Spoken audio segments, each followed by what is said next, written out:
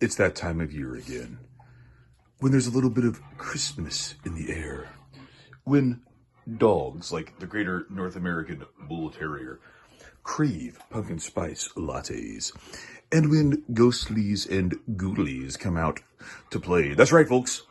It's October. It's spooky season, baby. It's almost Halloween. And that's why I have this beautiful, robust pumpkin. And we're going to carve this bad boy into a jack-o'-lantern. Pretty good pumpkin. I picked it up at Sam's Club. I think they were like maybe $7. I don't know. A little pricey for a pumpkin, but you know, that's inflation, baby. But I had some Sam's cash. I got 2 of these. And I think I ended up paying like $8 and change for both of them. So I basically got this for like $4. Hey, Murph. All right. I like how it's kind of flat on this side. That'll be the back of the pumpkin. We're going to have him a flat face like some sort of weirdo. We're going to give him a round, robust face.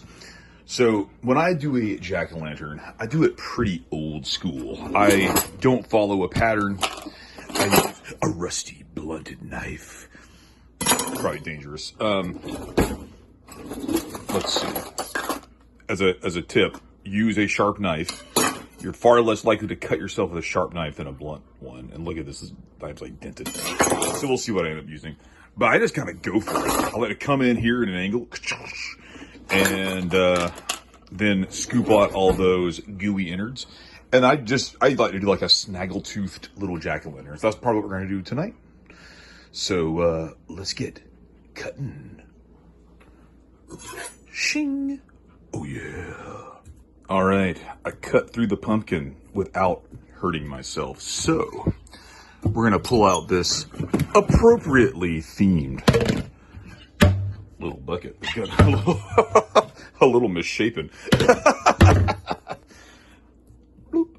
Oh baby, look at that. Shoo, wee. It's got that delicious, quote unquote, pumpkin smell. So I'm not going to film all this, but now we have the tedious scooping out process. So let's see, it's 6:17 p.m. Eastern Standard Time.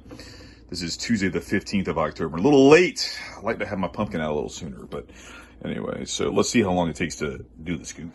All right, so I ended up getting on the phone. I took my dog out, so now it's 7 o'clock. But it took me about 30 minutes to do this pumpkin. About 6:45, I had them scooped out. Look at all that glorious goop. And I've got 3 of these little tea candles. That's real fire, folks. I like to do 3 because it just gives it a little more. All right, so let's go over to the light here. Pardon my kitchen here. Let's turn the lights off. And then we're going to move into the porch. Oh, look at that. Ooh, he's so spooky. I texted some pictures to some friends, and one was saying that she liked how he looks a little worried. He does. That wasn't really intentional, but I don't ever pre-plan these jack-o'-lanterns. I just do it old school and just kind of let what happens happen. So I know some people will roast the seeds. I might do that. I just throw them in the backyard in the kind of vain hope that the next year I'll get a pumpkin patch.